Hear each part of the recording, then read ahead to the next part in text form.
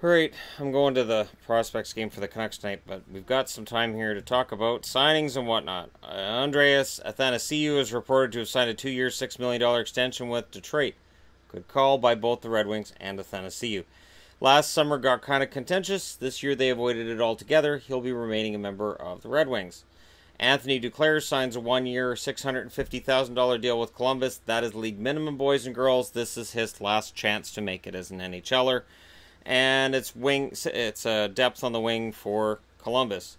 Montreal came to terms with Jacob Delarose on a 2-year, $1.8 million contract, so that's $900,000 per year.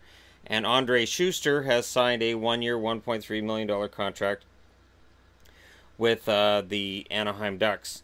The interesting thing to that with me is I've always thought Schuster needed a fresh start, and I think he can be useful in a bottom two role, and I think that's a good signing for the Ducks.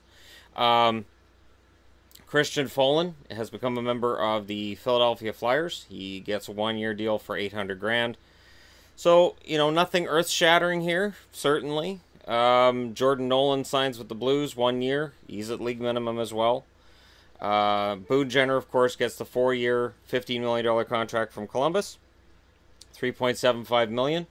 We'll see how he does this year. An entry-level contract signed by Kaut and by Skarek as the New York Islanders stockpile goaltenders.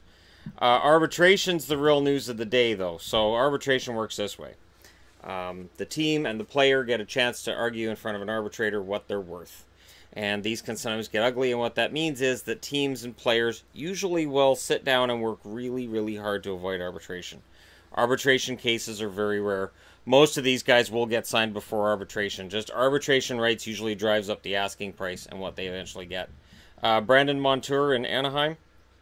Calgary, Garnet Hathaway, Mark Jankowski, Brett Kulak, Elias Lindholm, and David Riddick. Carolina, Trevor Van Riemsdyk. Colorado, Patrick Nemeth and Matt Nieto. Dallas, Matthias Janmark, Devin Shore, and Jamel Smith. In Florida, Mackenzie Weegar. Minnesota, Matthew Dumba and Jason Zucker. Montreal, Joel Armia and Philip Deneau. For Nashville, Mika Salamaki. New Jersey, Blake Coleman and Stefan Nason. For the Islanders, Brock Nelson. For the Rangers, Kevin Hayes, Brady Shea, Brian Spooner, and Jimmy Vesey. I'm wondering if all 4 of them get signed or if the Rangers look at moving one out, because I don't think the Rangers are done dealing at this point. Ottawa, Cody Ceci and Mark Stone, so keep a really close eye on those ones.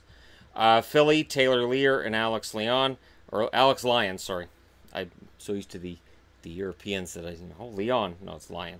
And of course with Ceci and Stone, it's just Ottawa managed to make everything dramatic. It's just really. Pittsburgh, Jamie Alexiak, San Jose, Chris Tierney. St. Louis, Joel Edmondson, Dmitry Yaskin, and Oscar Sundqvist. For the Canucks, Troy Stetcher. Vegas Golden Knights, William Karlsson, Colin Miller, and Thomas Nosek. Liam O'Brien with the Capitals. For the Jets, Mark O'Dano, Connor Hellebuck, Adam Lowry, Brandon Tanev, and Jacob Trouba. So that's a lot of money that the Winnipeg Jets are worried about, which is funny because when you look at the actual cap hits right now and you look at cap friendly, you go, wow, the Jets have got a lot of money left over. Then you look at who the restricted free agents are and you're like, actually, they don't. So clearing out some salary in the form of dumping off Steve Mason and sending Armia to the Montreal Canadiens, this is part of the reason why, is because they got these restricted free agents to keep. And now they got a few extra bucks as well, which should make up the difference should those guys get more in arbitration than the Jets may want to pay, or perhaps the price to keep them has gone up between July 1st and now, or between now and when they actually sign.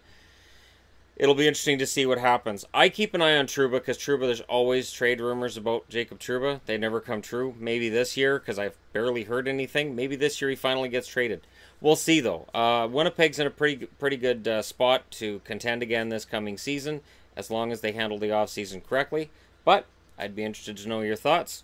Which of the names I just read do you think gets a huge raise? Which one do you think ends up actually going to arbitration? I'm guessing most of them get signed pretty darn quick. Declaring that you're going to arbitration is just a process. The guys who argued this, they're not trying to say that they're worth more than a team is offering necessarily. They're just electing arbitration, which is their right, and we'll see which one of them comes out of this with a really sweet deal as a result.